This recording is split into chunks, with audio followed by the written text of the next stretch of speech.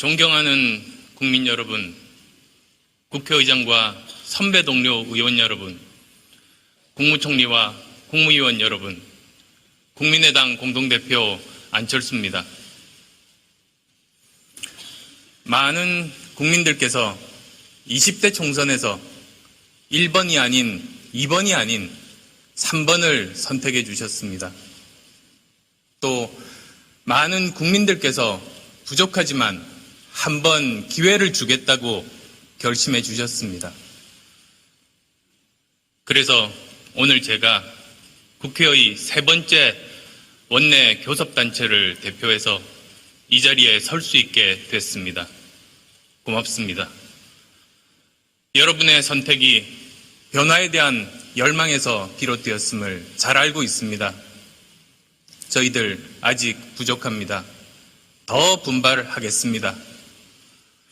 국회를 제대로 일하는 국회로 바꾸기에는 저희의 힘이 아직 부족합니다. 더 노력하겠습니다. 민심은 변화를 선택했습니다. 국민의 뜻은 바꾸라는 것이었습니다. 민심은 거대 양당의 기득권 정치, 서로 반대만 하는 정치의 판을 바꾸라는 것이었습니다. 한 장 한 장의 투표용지는 비록 작고 힘이 없어 보이지만 큰 파도를 만들었고 거대한 민심의 해일이 됐습니다.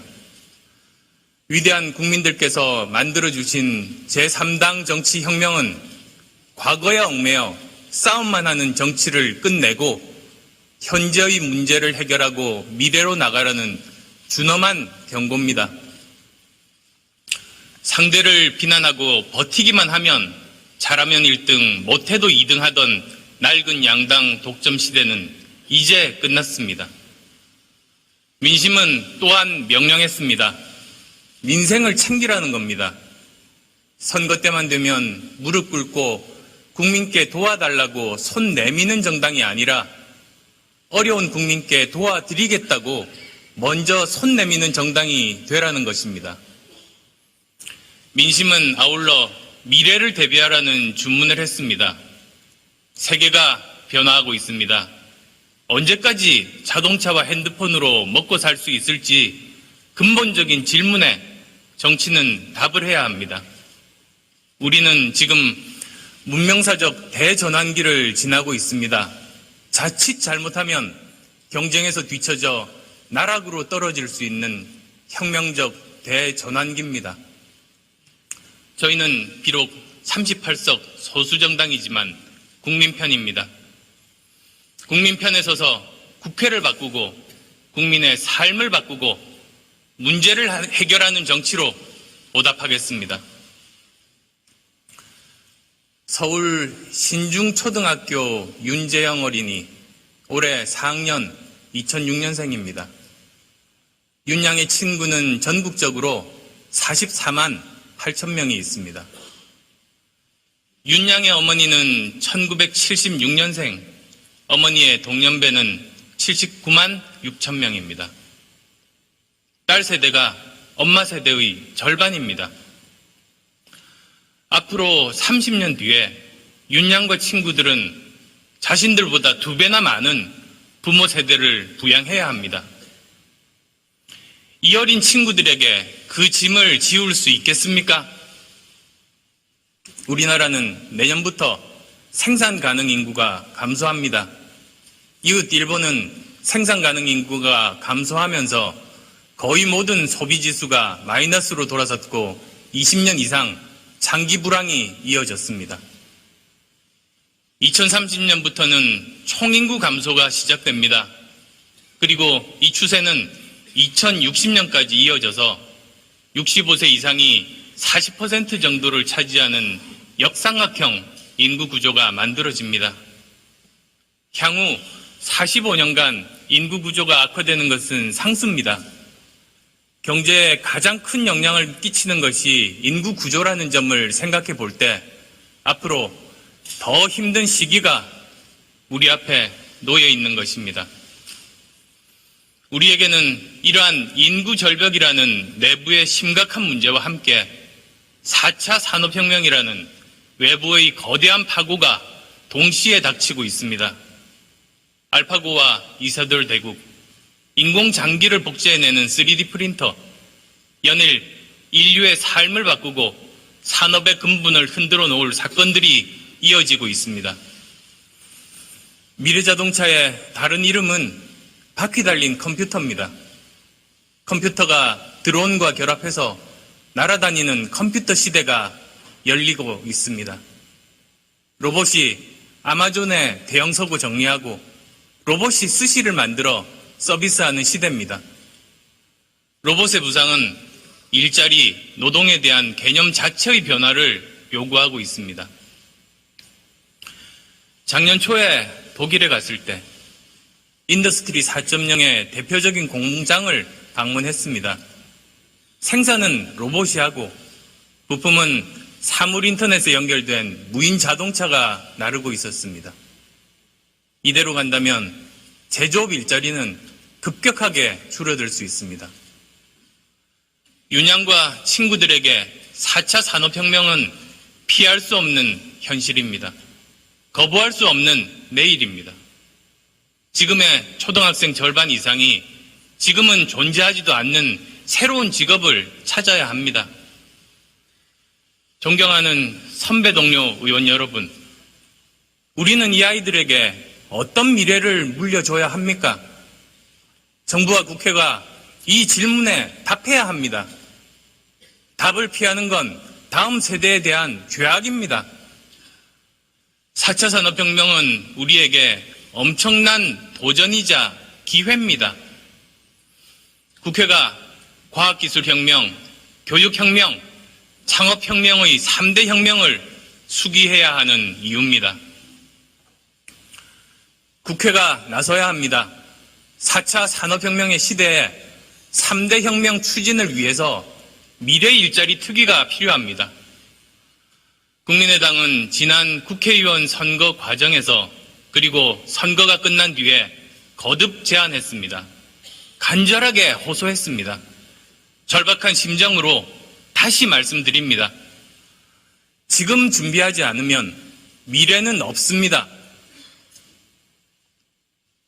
세상에는 네 부류의 사람이 있다고 합니다. 변화를 준비하는 사람, 변화를 뒤쫓는 사람, 변화를 두려워하는 사람, 그리고 변화에 둔감한 사람입니다. 미래 일자리 특위는 변화를 준비하는 정치의 상징입니다. 페이팔의 창업자 피터 틸은 미래는 기다리는 것이 아니라 만들어가는 것이라고 했습니다.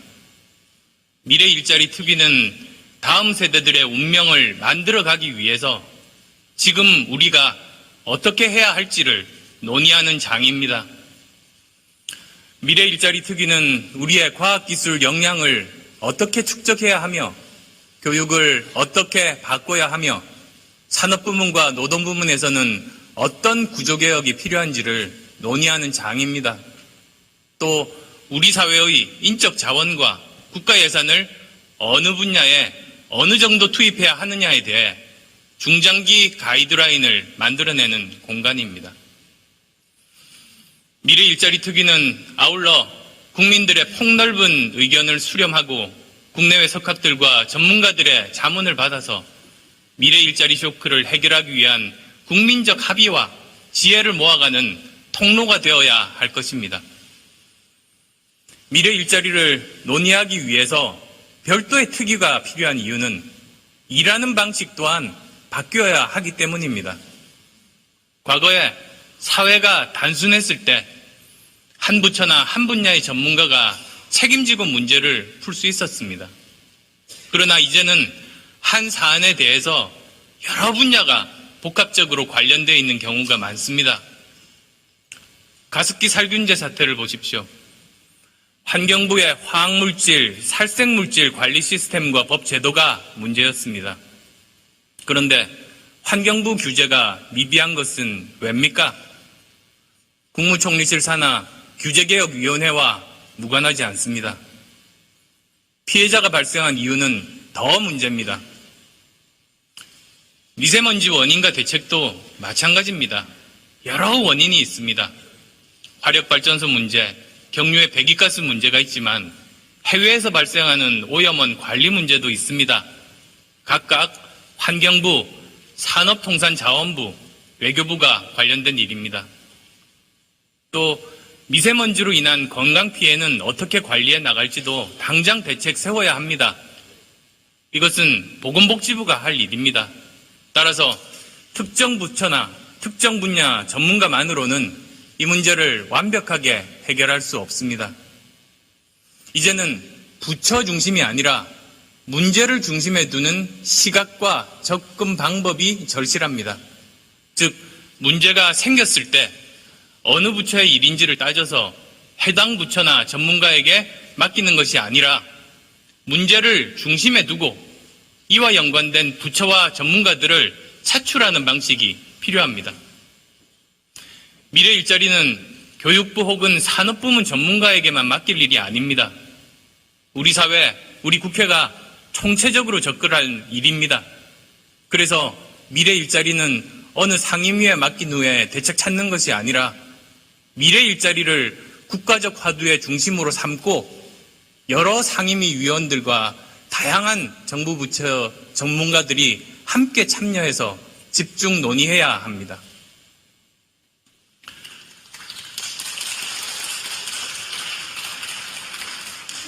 존경하는 국민 여러분, 저는 2016년 대한민국의 시대 정신은 격차 해소와 평화 통일이라고 생각합니다. 1당과 2당의 교섭단체 대표연설에서 저는 확인했습니다. 민심이 무섭다는 것을 확인했습니다. 두 당의 대표 모두 격차와 불평등 해소를 한 목소리로 말씀하셨습니다. 표현은 다르지만 모두 공정한 성장 말씀하셨습니다. 경제민주화와 복지 말씀하셨습니다. 그리고 4차 산업혁명에 대비하자고 말씀하셨습니다. 맞습니다. 그것이 민심입니다. 방법과 시각은 달라도 문제가 어디에 있는지 알고 있다면 답을 찾을 수 있습니다.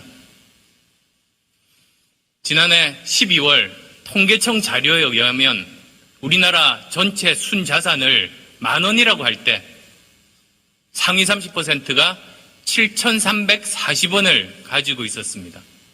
반면에 하위 30%의 몫은 250원에 불과합니다. 그분들에게 하루하루는 생존의 절벽입니다. 경제적 격차뿐만 아니라 사회적 신분에 따른 격차도 엄청납니다. 홍만표 게이트 등 최근 법조 비리를 보면 전관이라는 신분을 가진 법조인은 전화 두어 통으로 수억 원을 우습게 버는 데 비해서 많은 국민들은 최저임금조차 받지 못한 채 고통받고 있습니다. 헌법 제11조 2항은 사회적 특수계급의 제도는 인정되지 아니하며 어떠한 형태로도 이를 창설할 수 없다고 하고 있습니다. 그러나 헌법을 배운 법조계부터 전관이라는 특수계급은 이미 오래전에 창설돼 힘을 행사하고 있습니다. 소수가 권력과 부를 독점하는 시대를 끝내야 합니다. 정치, 경제, 법조, 교육, 언론, 체육, 심지어 문화예술계에도 기득권의 뿌리는 단단합니다. 관피아에서 매피아까지 기득권 체제의 유착관계는 강력합니다. 기득권이 만들고 제도화한 것이 격차입니다. 기득권이라고 쓰고 격차라고 읽어도 틀리지 않습니다. 기득권을 내려놓지 않으면 우리 공동체는 무너집니다. 격차를 해소하지 못한다면 우리 공동체의 안녕을, 내일을 장담할 수 없습니다. 갑이 을에 대한, 을이 또 다른 을에 대한, 그리고 또 다른 을에 대한 기득권, 이대로 방치하다가는 우리 모두 패자가 되고 말 겁니다. 공공은 민간에 대한 기득권 내려놓아야 합니다. 국민이 위임해준 권한을 원래 자기 것이라고 착각하면 안 됩니다. 재벌 대기업은 하청업체에 대한 기득권 내려놔야 합니다. 천민 자본주의에서 벗어나서 글로벌 경쟁력을 갖춘 분야에 집중해 실력 있는 한국의 대기업으로 거듭나야 합니다. 기성세대는 미래 세대에 대한 기득권 내려놓아야 합니다. 우리 공동체의 지속 가능성에 대한 위기의 경고등이 켜지고 있습니다. 그 경고등이 지금은 구의역에 붙은 포스트잇이지만 어느 날 임계점에 달하면 그 경고는 무서운 함성으로 다가올 수 있습니다. 전 유럽의 기성체제를 뒤흔든 1789년 프랑스 대혁명은 7월 14일 바스티유 감옥 습격에서 시작됐습니다. 바스티유는 기득권을 내려놓지 않은 프랑스 구체제 앙시엥 레짐의 상징이었습니다. 공존의 길을 찾지 않으면 공멸의 길에 들어서게 됩니다. 사법정의, 조세정의를 비롯해 정의가 무너진 사회에 미래와 희망도 없습니다. 국민의당은 이러한 기득권들과 싸우겠습니다. 격차 해소를 목표로 하겠습니다. 고위공직자 수사처를 포함한 제도적인 해결책을 제시하겠습니다. 그리하여 함께 잘 사는 안전하고 정의로운 대한민국이라는 비전을 실현시키는 데 앞장서겠습니다.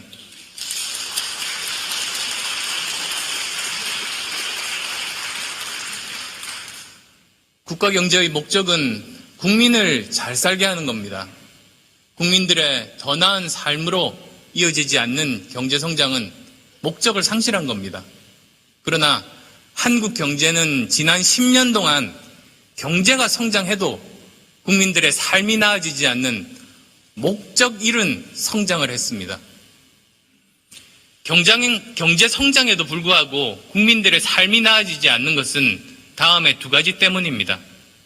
먼저 경제성장 결과인 국민 총소득 중에서 가계소득으로 분배된 비중이 지속적으로 줄어들었습니다.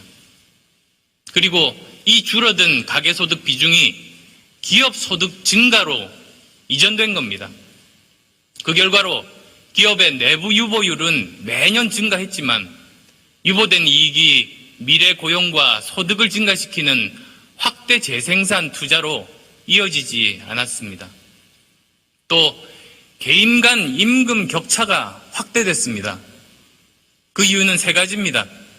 불평등한 고용 구조로 정규직과 비정규직 간의 격차가 확대됐고, 불균형한 기업 생태계로 대기업과 중소기업 간의 격차가 확대되었으며, 불공정한 시장 구조로 원청기업과 하청기업 간의 격차가 확대되었기 때문입니다. 따라서 이러한 분배 문제를 해결하기 위해서는 새누리당 대표연설에서 말씀하신 노동 문제뿐만 아니라 대기업과 중소기업 간의 불공정 거래 관행 근절 등 다른 문제들도 함께 해결해야 합니다. 존경하는 국회의장님, 그리고 선배 동료 의원들께 제안합니다. 기득권을 내려놓고 격차를 해소하여 우리 공동체의 존속을 담보하자는데 여야가 따로 있을 수 없습니다. 공동체가 있어야 여도, 야도 있습니다. 국회 차원에서 격차 해소를 위한 20대 국회의 로드맵이 필요합니다. 상임위별로도 마련하고 국회의장께서 앞장서서 전체 국회 차원에서도 마련할 것을 제안합니다. 20대 국회 4년 동안에 매년 무슨 분야에서 어떤 격차를 해소해 나갈지 여야가 함께 목표를 세웁시다. 이것이 국민이 바라는 예측 가능한 정치일 겁니다.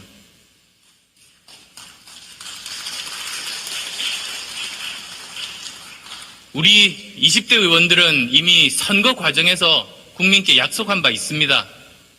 새누리당에서는 대한민국을 위한 개혁에 나서겠다고 하셨습니다. 더불어민주당은 사회 양극화와 불평등 해소를 공약하셨습니다. 국민의당은 가진 것 없이 태어나도 세상은 살만하다고 우리 아이들에게 말할 수 있게 해주겠다고 다짐했습니다. 공통분모 충분합니다. 문제는 실천 의지입니다. 존경하는 국민 여러분, 박근혜 대통령과 이 자리에 계신 국무위원 여러분, 대통령께서는 지난 13일 바로 이 자리에서 취임사는 꿈으로 쓰고 퇴임사는 발자취로 쓴다는 말씀을 하셨습니다. 저는 대통령과 정부가 훌륭한 성과를 거둬서 퇴임사에 많은 박수가 쏟아지기를 바라면서 몇 가지 말씀을 드리고자 합니다. 첫째, 남북 관계입니다. 우리 체제를 지키기 위해서 튼튼한 안보는 필수적입니다.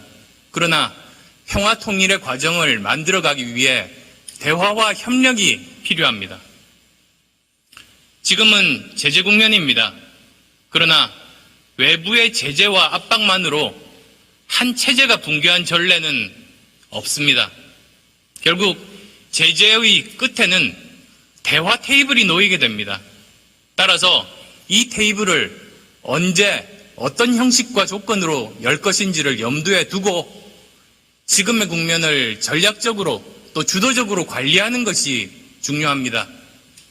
지난 몇 년간처럼 강대국들의 손에 우리의 운명을 맡길 것이 아니라 우리가 주도적으로 다른 나라들을 설득해서 끌고 나가야 합니다. 남북한 주민 간의 가치관 차이에 대한 최근 연구 결과를 본 적이 있습니다. 북한 주민이 남한에 와서 오랜 기간 살더라도 그 차이가 좁혀지지 않는다는 결과는 제게는 충격적이었습니다. 통일 대박을 외치면서 우리가 북한에 대해서 아는 것이 거의 없다는 것도 커다란 문제점으로 지적됐습니다. 통일을 준비한다면 보다 철저하게 각 분야에 대해서 북한을 연구하고 제재 국면 이후에 교류가 시작될 때 적극적인 경제교류, 민간교류, 문화교류를 통해서 그 간극을 좁히는 노력이 절실합니다. 둘째, 청년 일자리 만들기에 보다 적극적으로 나서 주십시오. 몇 년 전만 해도 청년들이 힘들어하면 위로해 줄 수 있었습니다.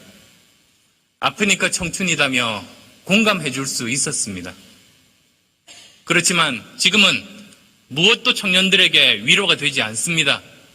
그들은 분노하고 있습니다. 무섭게 화를 내기 시작했습니다. 이제는 실제 해결책을 제시하고 말이 아닌 행동으로 옮겨야 할 때가 됐습니다.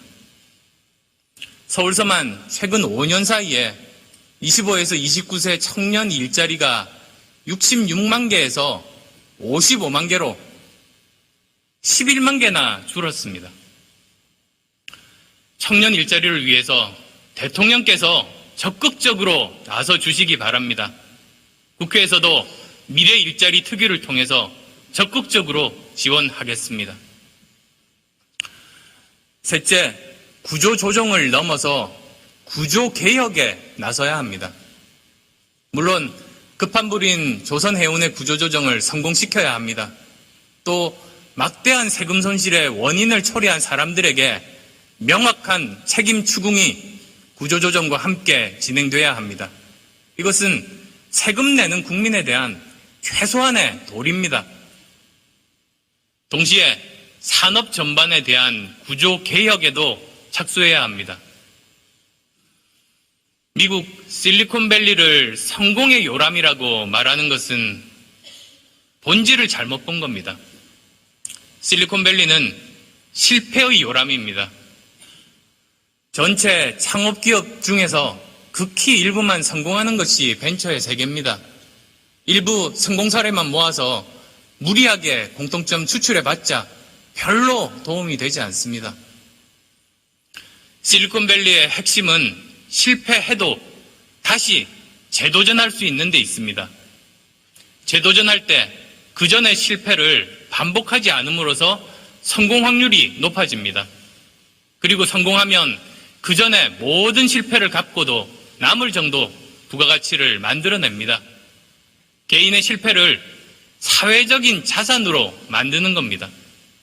이런 환경에서는 얼마든지 새롭고 창의적인, 도전적이며 모험적인 시도가 가능합니다. 그런데 우리는 어떻습니까? 한국을 먹여 살렸던 휴대폰, 자동차 등의 산업들이 앞으로도 우리나라 먹여 살릴 수 있겠습니까? 작년 가을에 서울대 공대 교수들이 쓴 축적의 시간을 보면 우리나라에서 가장 취약한 점으로 개념 설계 역량 부족을 꼽았습니다. 모든 산업에서 가장 중요한 첫 단계가 새로운 개념 설계인데 우리는 선진국의 것을 가져와서 빠르게 추격자의 길을 걸었습니다. 우리에게는 선진국처럼 긴 시간 기다리면서 경험을 축적할 시간 여유가 없었기 때문입니다. 그렇지만 이제 한계에 왔습니다. 또 중국이라는 더 무서운 추격자가 턱 밑에 어쩌면 이미 우리를 앞질러 가고 있는지도 모릅니다. 우리에게 주어진 유일한 길은 새 분야에 뛰어들어 새로운 개념 설계를 통해서 선도자가 되는 겁니다.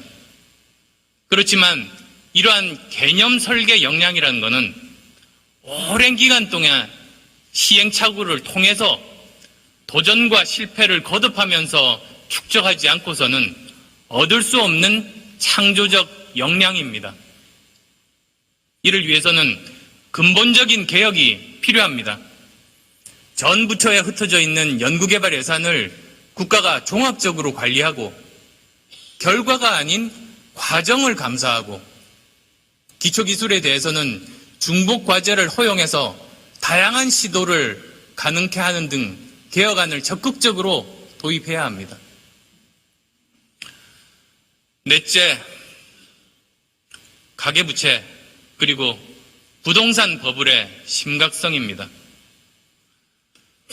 우리 가계부채 이미 지난해 말로 1200조를 넘었습니다. GDP의 88%로 세계 최고 수준입니다. GDP의 79%인 미국, 66%인 일본보다 훨씬 높고 전 세계 주요 18개 신흥국 중 최악입니다. 이런 상황에서 기준금리 인하로 시중 자금이 부동산 쪽으로 지나치게 몰려들 가능성도 경계해야 합니다. 벌써 조짐 나타나고 있습니다. 최저금리가 부동산 버블의 촉매제가 돼서 훗날 커다란 부작용을 낳아서 우리 후세대에게 큰 짐을 지울 수 있습니다. 정부 당국의 적극적인 모니터링과 LTV, DTI 강화를 포함해서 시급한 대책 마련 필요합니다. 다섯째, 영남권 신공항 관련입니다. PK와 TK 두 지역을 들끓게 만든 신공항 선정 경쟁이 김해공항 확장이라는 결론으로 마무리되었습니다. 2009년 타당성 조사 당시에도 밀양과 가덕도 모두 경제성이 부족하다는 평가를 받았지만 박근혜 대통령께서는 2012년 대선 공약으로 신공항 선정을 다시 추진했습니다. 결국 기존 공항 확장으로 결론 나면서 두 지역 간 오랜 분열과 갈등만 초래했습니다. 철저하게 국익 관점에서 경제 논리로만 판단하고 평가 항목, 가중치 등의 평가 과정을 투명하게 공개하면서 진행을 했다면 논란의 소지를 최소화할 수 있었을 겁니다. 큰 갈등과 진통을 유발한 정부의 책임이 매우 크며 정부의 정책 결정 과정에 대한 문제에 대해서는 국회에서 짚고 넘어가야 합니다. 그래야 또다시 선거 공약으로 휘둘리지 않을 수 있습니다. 또 이 건은 박근혜 대통령의 대선 공약 사안입니다. 대통령의 입장 발표가 필요합니다.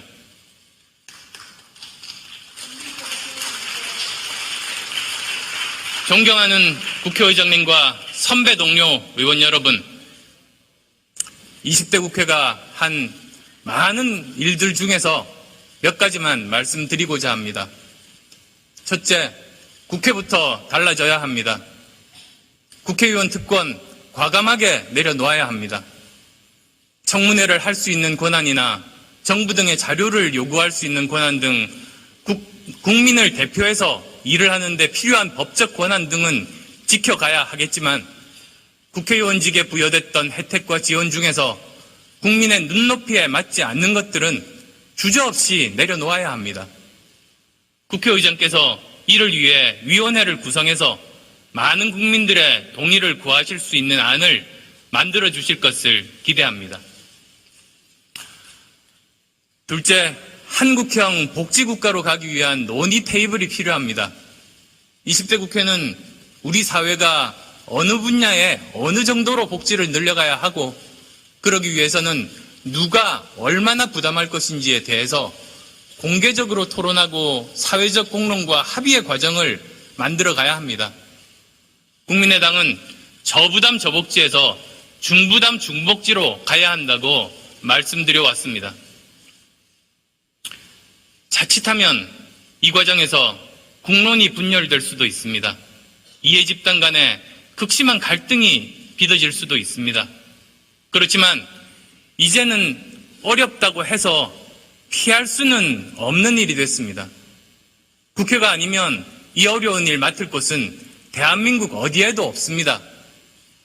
20대 국회가 책임감을 가지고 복지 수준과 조세 부담 수준을 다뤄야 합니다. 이것이 국민이 바라는 일하는 국회일 것입니다.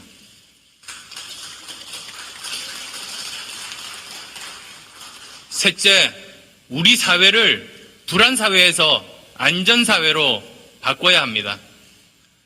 생활의 편의를 위해서 먹고 쓰고 이동하는 수단들이 우리와 우리 아이들의 생명을 위협하는 이러한 상황 더 이상 방치해서는 안 됩니다.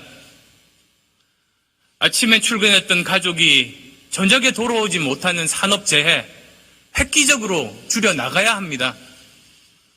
가족 건강 위해 내 손으로 산 물건이 어린 자식의 목숨을 앗아간 가습기 살균제와 같은 어처구니 없는 참사 다시는 되풀이돼서는 안 됩니다.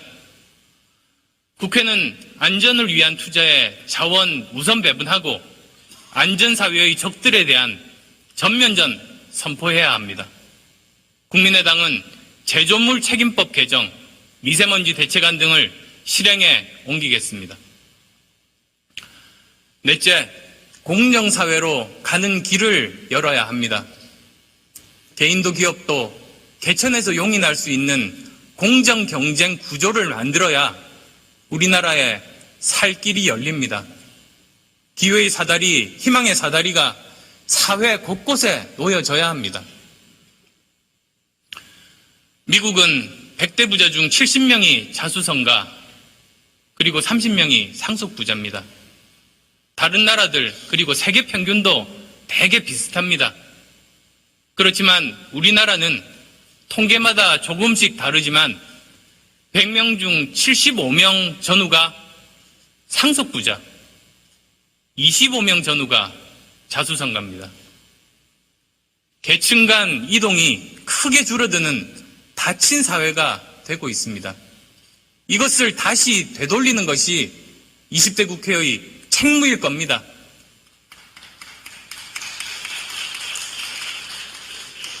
이제는 승계 경제가 아니라 창업 경제로 국가 경쟁력을 높이고 국민들이 희망을 가질 수 있도록 해야 합니다.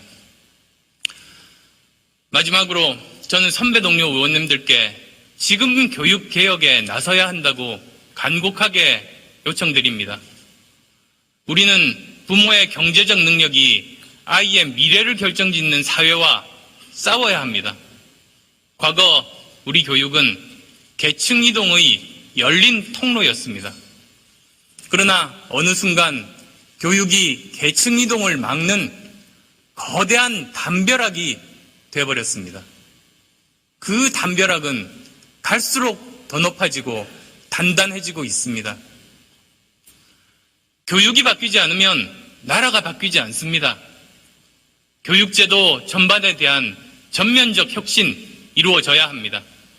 4차 산업혁명 시대에 대응할 수 있도록 초중고 및 대학교는 창의적인 인재를 기르는 교육으로 바뀌어야 합니다. 중장년층도 국가에서 책임지고 평생교육 체계를 강화하고 그에 걸맞게 투자해야 합니다. 존경하는 국민 여러분, 그리고 선배 동료 의원 여러분, 1979년 중국의 지도자 덩샤오핑은 중국을 찾은 일본 수상 오히라에게 40년 뒤 중국은 생활 수준이 중간 단계인 소강사회, 70년 뒤인 2050년에는 유교적 이상사회인 대동사회가 되도록 하겠다는 3단계 발전 전략을 제시했습니다. 수십 년 후에 큰 그림을 그리고 멀리 내다보면서 국가를 경영하는 겁니다. 우리는 민주공화국입니다. 지도자 한 사람이 몇 명의 소수 지도부가 결정하는 나라가 아닙니다. 지금 대한민국에서 덩샤오핑의 역할을 해야 하는 것이 바로 국회입니다.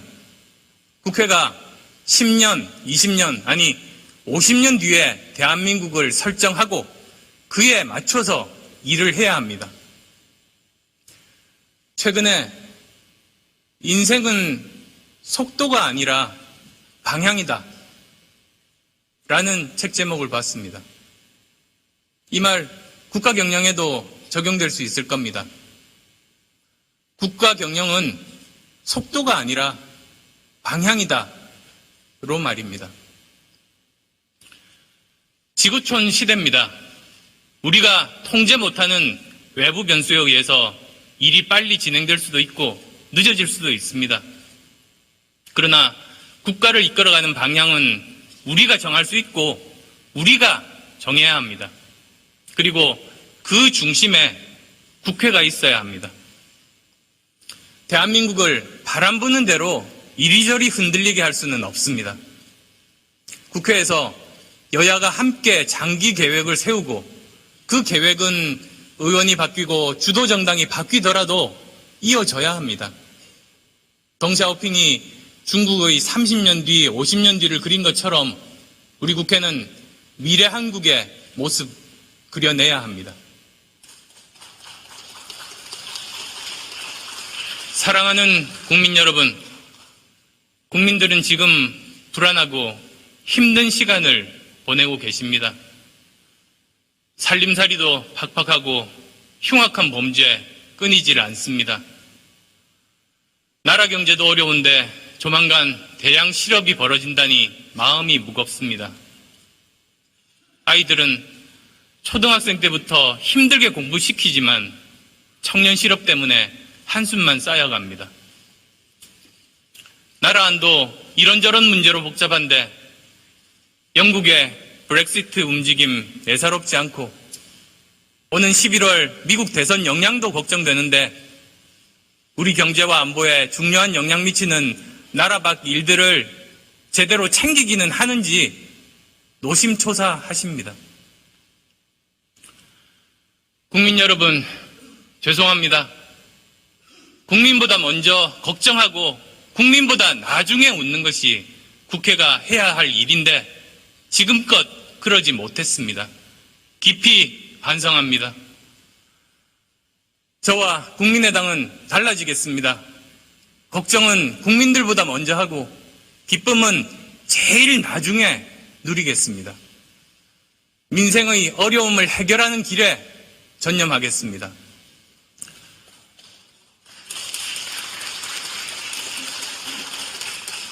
존경하는 국민 여러분,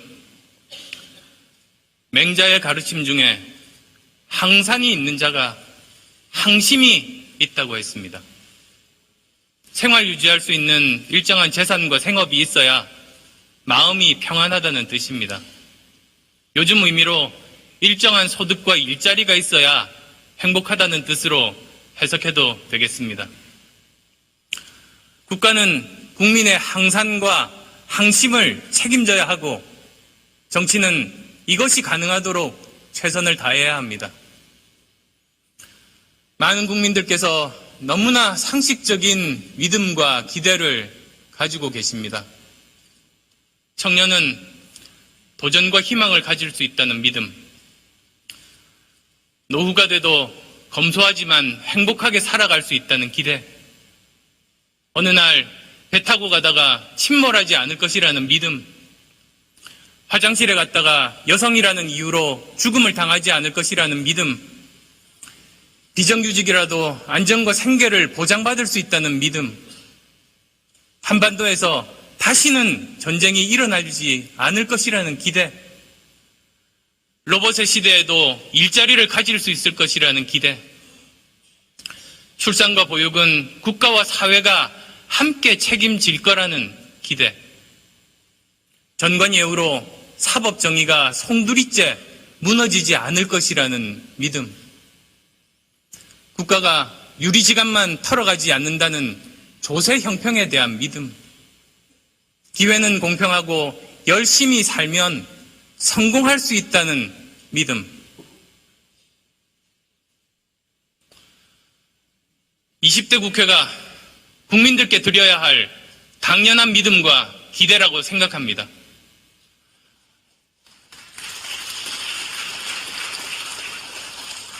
이러한 믿음과 기대를 키우기 위해서 저와 국민의당은 미력 하나마 가지고 있는 모든 힘을 쏟겠습니다. 꿈이 있는 한 희망이 있습니다. 희망을 크게 키워가는 일에 우리 함께 합시다. 긴 시간 경청해 주셔서 감사합니다. 해일이 됐습니다. 위대한 국민들께서 만들어주신 제3당 정치혁명은 과거에 얽매여 싸움만 하는 정치를 끝내고 현재의 문제를 해결하고 미래로 나가라는 준엄한 경고입니다. 상대를 비난하고 버티기만 하면 잘하면 1등, 못해도 2등 하던 낡은 양당 독점 시대는 이제 끝났습니다. 민심은 또한 명령했습니다. 민생을 챙기라는 겁니다.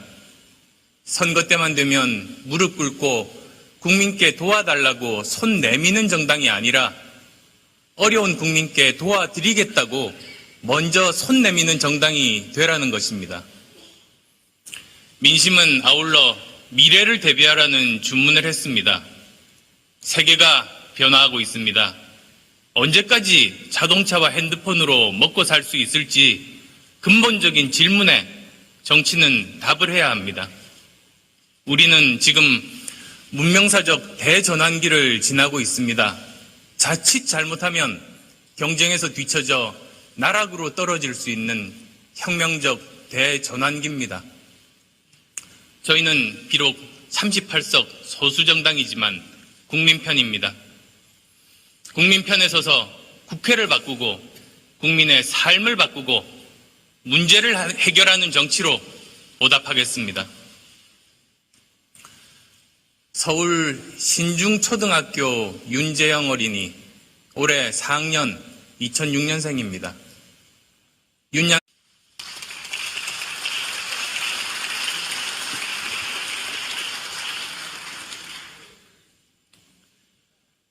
존경하는 국민 여러분, 국회의장과 선배 동료 의원 여러분, 국무총리와 국무위원 여러분, 국민의당 공동대표 안철수입니다. 많은 국민들께서 20대 총선에서 1번이 아닌 2번이 아닌 3번을 선택해 주셨습니다. 또 많은 국민들께서 부족하지만 한 번 기회를 주겠다고 결심해 주셨습니다. 그래서 오늘 제가 국회의 세 번째 원내 교섭단체를 대표해서 이 자리에 설 수 있게 됐습니다. 고맙습니다. 여러분의 선택이 변화에 대한 열망에서 비롯되었음을 잘 알고 있습니다. 저희들 아직 부족합니다. 더 분발하겠습니다. 국회를 제대로 일하는 국회로 바꾸기에는 저희의 힘이 아직 부족합니다. 더 노력하겠습니다. 민심은 변화를 선택했습니다. 국민의 뜻은 바꾸라는 것이었습니다. 민심은 거대 양당의 기득권 정치, 서로 반대만 하는 정치의 판을 바꾸라는 것이었습니다. 한 장 한 장의 투표용지는 비록 작고 힘이 없어 보이지만 큰 파도를 만들었고 거대한 민심 교육혁명, 창업혁명의 3대 혁명을 수기해야 하는 이유입니다. 국회가 나서야 합니다. 4차 산업혁명의 시대에 3대 혁명 추진을 위해서 미래 일자리 특위가 필요합니다. 국민의당은 지난 국회의원 선거 과정에서 그리고 선거가 끝난 뒤에 거듭 제안했습니다. 간절하게 호소했습니다. 절박한 심정으로 다시 말씀드립니다. 지금 준비하지 않으면 미래는 없습니다. 세상에는 네 부류의 사람이 있다고 합니다. 변화를 준비하는 사람, 변화를 뒤쫓는 사람, 변화를 두려워하는 사람, 그리고 변화에 둔감한 사람입니다. 미래 일자리 특위는 변화를 준비하는 정치의 상징입니다. 페이팔의 창업자 피터 틸은 미래는 기다리는 것이 아니라 만들어가는 것이라고 했습니다. 미래 일자리 특위는 다음 세대들의 운명을 만들어가기 위해서 지금 우리가 어떻게 해야 할지를 논의하는 장입니다.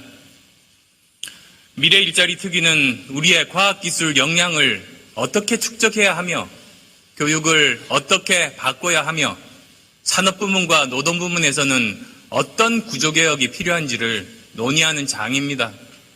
또 우리 사회의 인적 자원과 국가 예산을 어느 분야에 연일 인류의 삶을 바꾸고 산업의 근본을 흔들어 놓을 사건들이 이어지고 있습니다. 미래자동차의 다른 이름은 바퀴 달린 컴퓨터입니다. 컴퓨터가 드론과 결합해서 날아다니는 컴퓨터 시대가 열리고 있습니다. 로봇이 아마존의 대형 서구 정리하고 로봇이 스시를 만들어 서비스하는 시대입니다. 로봇의 부상은 일자리, 노동에 대한 개념 자체의 변화를 요구하고 있습니다. 작년 초에 독일에 갔을 때 인더스트리 4.0의 대표적인 공장을 방문했습니다. 생산은 로봇이 하고 부품은 사물 인터넷에 연결된 무인 자동차가 나르고 있었습니다. 이대로 간다면 제조업 일자리는 급격하게 줄어들 수 있습니다. 윤양과 친구들에게 4차 산업혁명은 피할 수 없는 현실입니다. 거부할 수 없는 내일입니다. 지금의 초등학생 절반 이상이 지금은 존재하지도 않는 새로운 직업을 찾아야 합니다. 존경하는 선배 동료 의원 여러분, 우리는 이 아이들에게 어떤 미래를 물려줘야 합니까? 정부와 국회가 이 질문에 답해야 합니다. 답을 피하는 건 다음 세대에 대한 죄악입니다. 4차 산업혁명은 우리에게 엄청난 도전이자 기회입니다. 국회가 과학기술혁명, 의 친구는 전국적으로 44만 8천 명이 있습니다. 윤양의 어머니는 1976년생, 어머니의 동년배는 79만 6천 명입니다. 딸 세대가 엄마 세대의 절반입니다. 앞으로 30년 뒤에 윤양과 친구들은 자신들보다 2배나 많은 부모 세대를 부양해야 합니다. 이 어린 친구들에게 그 짐을 지울 수 있겠습니까? 우리나라는 내년부터 생산 가능 인구가 감소합니다. 이웃 일본은 생산 가능 인구가 감소하면서 거의 모든 소비 지수가 마이너스로 돌아섰고 20년 이상 장기 불황이 이어졌습니다. 2030년부터는 총인구 감소가 시작됩니다. 그리고 이 추세는 2060년까지 이어져서 65세 이상이 40% 정도를 차지하는 역삼각형 인구 구조가 만들어집니다. 향후 45년간 인구 구조가 악화되는 것은 상수입니다. 경제에 가장 큰 영향을 끼치는 것이 인구 구조라는 점을 생각해 볼 때 앞으로 더 힘든 시기가 우리 앞에 놓여 있는 것입니다. 우리에게는 이러한 인구 절벽이라는 내부의 심각한 문제와 함께 4차 산업혁명이라는 외부의 거대한 파고가 동시에 닥치고 있습니다. 알파고와 이사돌 대국, 인공장기를 복제해내는 3D 프린터에서 많은 국민들은 최저임금조차 받지 못한 채 고통받고 있습니다. 헌법 제11조 2항은 사회적 특수계급의 제도는 인정되지 아니하며 어떠한 형태로도 이를 창설할 수 없다고 하고 있습니다. 그러나 헌법을 배운 법조계부터 전관이라는 특수계급은 이미 오래전에 창설돼 힘을 행사하고 있습니다. 소수가 권력과 부를 독점하는 시대를 끝내야 합니다. 정치, 경제, 법조, 교육, 언론, 체육, 심지어 문화예술계에도 기득권의 뿌리는 단단합니다. 관피아에서 매피아까지 기득권 체제의 유착관계는 강력합니다.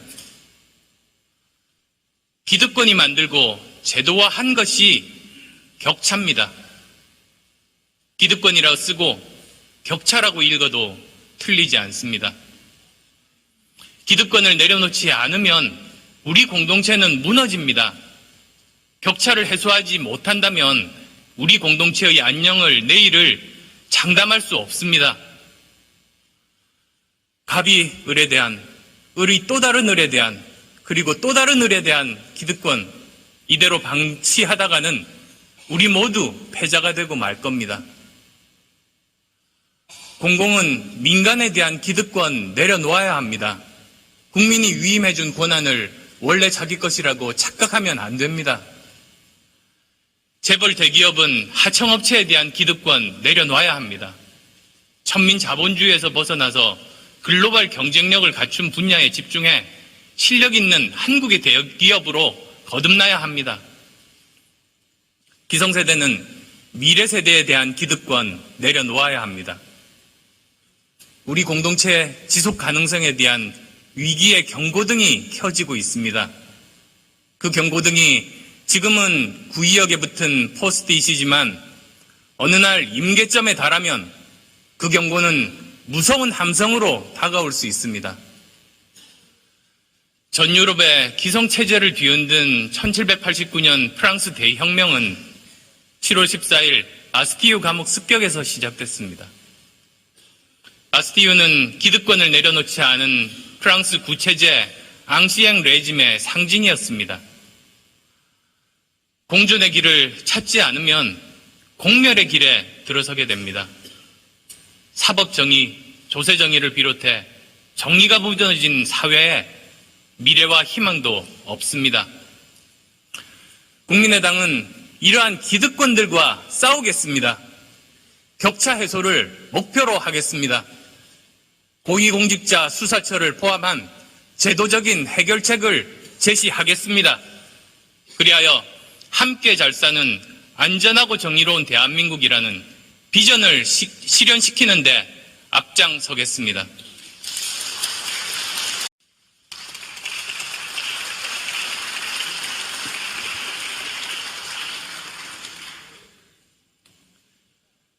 존경하는 국민 여러분, 국회의장과 선배 동료 의원 여러분, 국무총리와 국무위원 여러분, 국민의당 공동대표 안철수입니다. 많은 국민들께서 20대 총선에서 1번이 아닌 2번이 아닌 3번을 선택해 주셨습니다. 또 많은 국민들께서 부족하지만 한 번 기회를 주겠다고 결심해 주셨습니다. 그래서 오늘 제가 국회의 세 번째 원내 교섭단체를 대표해서 이 자리에 설 수 있게 됐습니다. 고맙습니다. 여러분의 선택이 변화에 대한 열망에서 비롯되었음을 잘 알고 있습니다. 저희들 아직 부족합니다. 더 분발하겠습니다. 국회를 제대로 일하는 국회로 바꾸기에는 저희의 힘이 아직 부족합니다. 더 노력하겠습니다. 민심은 변화를 선택했습니다. 국민의 뜻은 바꾸라는 것이었습니다. 민심은 거대 양당의 기득권 정치, 서로 반대만 하는 정치의 판을 바꾸라는 것이었습니다. 한 장 한 장의 투표용지는 비록 작고 힘이 없어 보이지만 큰 파도를 만들었고 거대한 민심의 해일이 됐습니다. 위대한 국민들께서 만들어주신 제3당 정치혁명은 과거에 얽매여 싸움만 하는 정치를 끝내고 현재의 문제를 해결하고 미래로 나가라는 준엄한 경고입니다. 상대를 비난하고 버티기만 하면 잘하면 1등, 못해도 2등 하던 낡은 양당 독점 시대는 이제 끝났습니다. 민심은 또한 명령했습니다. 민생을 챙기라는 겁니다.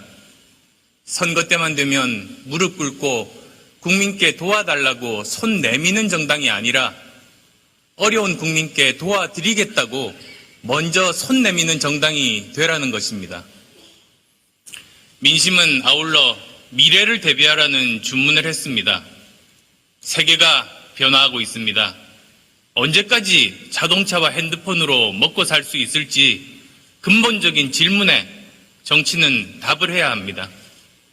우리는 지금 문명사적 대전환기를 지나고 있습니다. 자칫 잘못하면 경쟁에서 뒤처져 나락으로 떨어질 수 있는 혁명적 대전환기입니다.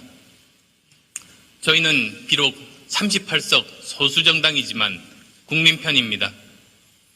국민 편에 서서 국회를 바꾸고 국민의 삶을 바꾸고 문제를 해결하는 정치로 보답하겠습니다. 미래를 물려줘야 합니까? 정부와 국회가 이 질문에 답해야 합니다. 답을 피하는 건 다음 세대에 대한 죄악입니다. 4차 산업혁명은 우리에게 엄청난 도전이자 기회입니다. 국회가 과학기술혁명, 교육혁명, 창업혁명의 3대 혁명을 수기해야 하는 이유입니다. 국회가 나서야 합니다. 4차 산업혁명의 시대에 3대 혁명 추진을 위해서 미래 일자리 특위가 필요합니다. 국민의당은 지난 국회의원 선거 과정에서 그리고 선거가 끝난 뒤에 거듭 제안했습니다. 간절하게 호소했습니다. 절박한 심정으로 다시 말씀드립니다. 지금 준비하지 않으면 미래는 없습니다. 세상에는 네 부류의 사람이 있다고 합니다. 변화를 준비하는 사람, 변화를 뒤쫓는 사람, 변화를 두려워하는 사람, 그리고 변화에 둔감한 사람입니다. 미래 일자리 특위는 변화를 준비하는 정치의 상징입니다. 페이팔의 창업자 피터 틸은 미래는 기다리는 것이 아니라 만들어가는 것이라고 했습니다. 미래 일자리 특위는 다음 세대들의 운명을 만들어가기 위해서 지금 우리가 어떻게 해야 할지를 논의하는 장입니다.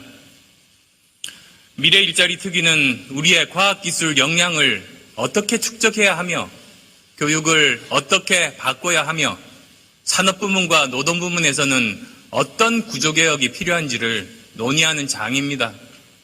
또 우리 사회의 인적 자원과 국가 예산을 어느 분야에 어느 정도 투입해야 하느냐에 대해 중장기 가이드라인을 만들어내는 공간입니다. 미래 일자리 특위는 아울러 국민들의 폭넓은 의견을 수렴하고 국내외 석학들과 전문가들의 자문을 받아서 미래 일자리 쇼크를 해결하기 위한 국민적 합의와 지혜를 모아가는 통로가 되어야 할 것입니다. 미래 일자리를 논의하기 위해서 별도의 특위가 필요한 이유는 일하는 방식 또한 바뀌어야 하기 때문입니다.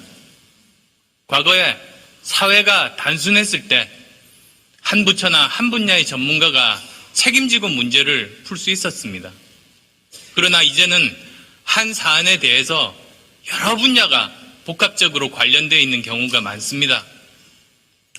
가습기 살균제 사태를 보십시오. 환경부의 화학물질, 살생물질 관리 시스템과 법 제도가 문제였습니다. 그런데 환경부 규제가 미비한 것은 왜입니까? 국무총리실 산하 규제개혁위원회와 무관하지 않습니다. 피해자가 서울 신중초등학교 윤재영 어린이 올해 4학년 2006년생입니다. 윤양의 친구는 전국적으로 44만 8천 명이 있습니다. 윤양의 어머니는 1976년생, 어머니의 동년배는 79만 6천 명입니다. 딸 세대가 엄마 세대의 절반입니다. 앞으로 30년 뒤에 윤양과 친구들은 자신들보다 2배나 많은 부모 세대를 부양해야 합니다. 이 어린 친구들에게 그 짐을 지울 수 있겠습니까? 우리나라는 내년부터 생산 가능 인구가 감소합니다. 이웃 일본은 생산 가능 인구가 감소하면서 거의 모든 소비 지수가 마이너스로 돌아섰고 20년 이상 장기 불황이 이어졌습니다. 2030년부터는 총인구 감소가 시작됩니다. 그리고 이 추세는 2060년까지 이어져서 65세 이상이 40% 정도를 차지하는 역삼각형 인구 구조가 만들어집니다. 향후 45년간 인구 구조가 악화되는 것은 상수입니다. 경제에 가장 큰 영향을 끼치는 것이 인구 구조라는 점을 생각해 볼 때 앞으로 더 힘든 시기가 우리 앞에 놓여 있는 것입니다. 우리에게는 이러한 인구 절벽이라는 내부의 심각한 문제와 함께 4차 산업혁명이라는 외부의 거대한 파고가 동시에 닥치고 있습니다. 알파고와 이세돌 대국, 인공장기를 복제해내는 3D 프린터, 연일 인류의 삶을 바꾸고 산업의 근본을 흔들어 놓을 사건들이 이어지고 있습니다. 미래자동차의 다른 이름은 바퀴 달린 컴퓨터입니다. 컴퓨터가 드론과 결합해서 날아다니는 컴퓨터 시대가 열리고 있습니다. 로봇이 아마존의 대형 서고 정리하고 로봇이 스시를 만들어 서비스하는 시대입니다. 로봇의 부상은 일자리, 노동에 대한 개념 자체의 변화를 요구하고 있습니다. 작년 초에 독일에 갔을 때 인더스트리 4.0의 대표적인 공장을 방문했습니다. 생산은 로봇이 하고 부품은 사물 인터넷에 연결된 무인 자동차가 나르고 있었습니다. 이대로 간다면 제조업 일자리는 급격하게 줄어들 수 있습니다. 윤양과 친구들에게 4차 산업혁명은 피할 수 없는 현실입니다. 거부할 수 없는 내일입니다. 지금의 초등학생 절반 이상이 지금은 존재하지도 않는 새로운 직업을 찾아야 합니다. 존경하는 선배 동료 의원 여러분, 우리는 이 아이들에게 어떤 발생한 이유는 더 문제입니다. 미세먼지 원인과 대책도 마찬가지입니다. 여러 원인이 있습니다. 화력발전소 문제, 경유의 배기가스 문제가 있지만 해외에서 발생하는 오염원 관리 문제도 있습니다. 각각 환경부, 산업통상자원부, 외교부가 관련된 일입니다. 또 미세먼지로 인한 건강 피해는 어떻게 관리해 나갈지도 당장 대책 세워야 합니다. 이것은 보건복지부가 할 일입니다. 따라서 특정 부처나 특정 분야 전문가만으로는 이 문제를 완벽하게 해결할 수 없습니다. 이제는 부처 중심이 아니라 문제를 중심에 두는 시각과 접근 방법이 절실합니다. 즉, 문제가 생겼을 때 어느 부처의 일인지를 따져서 해당 부처나 전문가에게 맡기는 것이 아니라 문제를 중심에 두고 이와 연관된 부처와 전문가들을 차출하는 방식이 필요합니다. 미래 일자리는 교육부 혹은 산업부문 전문가에게만 맡길 일이 아닙니다. 우리 사회, 우리 국회가 총체적으로 접근할 일입니다.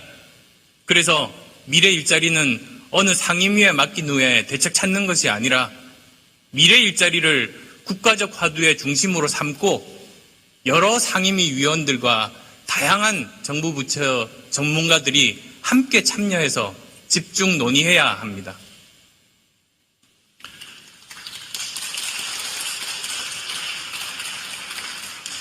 존경하는 국민 여러분, 저는 2016년 대한민국의 시대 정신은 격차 해소와 평화 통일이라고 생각합니다.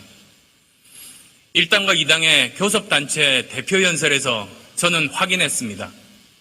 민심이 무섭다는 것을 확인했습니다. 두 당의 대표 모두 격차와 불평등 해소를 한 목소리로 말씀하셨습니다. 표현은 다르지만 모두 공정한 성장 말씀하셨습니다. 경제민주화와 복지 말씀하셨습니다. 그리고 4차 산업혁명에 대비하자고 말씀하셨습니다. 맞습니다. 그것이 민심입니다. 방법과 시각은 달라도 문제가 어디에 있는지 알고 있다면 답을 찾을 수 있습니다.